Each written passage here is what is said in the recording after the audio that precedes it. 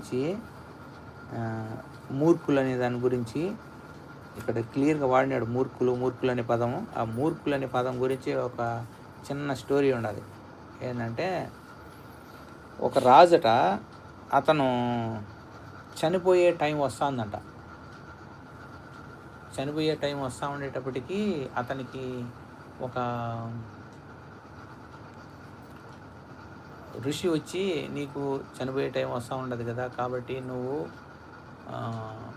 ఏం చేయాలనుకుంటున్నావు అని అంటే, అతను చెప్పే మాటలు అవన్నీ విని అతనికి ఋషికి నచ్చల. సరే అనేసి ఏం చెప్తాడంటే, ఒక కర్ర అతని చేతికి ఇస్తాడు. ఇచ్చేసి, మీ రాజ్యం లేకల్లా ఉండేటువంటి పరం మూర్ఖుడు ఎవడు ఉంటాడో వాడికి కర్ర ఇచ్చి దేశం అంతా తిరుగుతూ ఉండడం అని చెప్పు కాపలాగా, సరేనా అని చెప్తాడనమాట.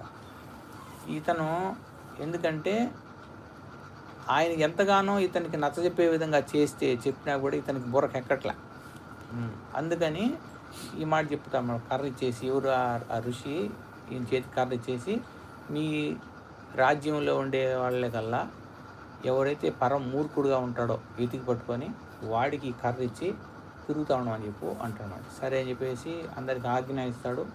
ఎవడో ఒకడు మూర్ఖుని పట్టుకోవచ్చు, ఈతని కంటే ఇంక మూర్ఖుడు అని కనుక్కోలేకపోయినాము అని చెప్పేసి, ఏ మూర్ఖ ఈ కర్ర తీసుకొని నువ్వు తిరుగుతూ ఉండు అంటాడన్నమాట. అప్పుడు సరేలేనేసి ఆయన తిరుగుతూ ఉంటాడు. ఇంకా అతనికి టైం దగ్గర పడింది, ఇంక పోయే టైం. అందరూ చూసిపోతున్నారు. మామూలుగా అందరూ మనకు తెలిసిపోతుంది అనమాట. ఒకసారి ఇంకా మంచంలో పడిపోయి పోతా ఉండే టైంలో ఏమవుతుందంటే, మూర్ఖుగా ఉంటారు కదా, ఇంకా అప్పుడు పోయే టైం వస్తూ ఉంటుంది కదా, అప్పుడు అందరూ వచ్చి అయినా ఏం కాదులే, చనిపోయేవాడు తెలుసాను కానీ ఏం కాదులే అని ఒక మాట అనేసి పోతూ ఉంటారు అనమాట.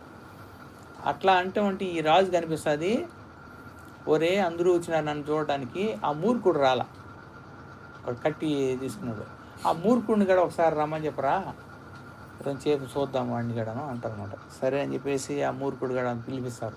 ఆ కట్టిగడ ఎత్తుకొచ్చాడు. ఏమరా మూర్ఖ, కట్టితో అన్నీ తిరుగుతున్నా అంటున్నాడు. అప్పుడు ఆ మూర్ఖుడు ప్రశ్నిస్తాడనమాట, ఏమి అందరినీ పిలిపిస్తున్నారంటే, నేను చాలా దూరం పోతున్నాను రా. ఈయన అనుకుంటాడు, ఎవరు నేను చనిపోతున్నాను అనేది ఏంటి ఈ మూర్ఖుడికి అర్థమవుతుందో కాదో ఎందుకు, అందుకని నేను చాలా దూరం పోతున్నాను రా, మళ్ళీ ఇంక రాను అని అనేసి ఒకసారి నిన్ను కూడా చూద్దామని చెప్పి నేను పిలిపించాను అంటాడనమాట. అలాగా అట్టయితే ఇంత దూరం పోతున్నావు కదా,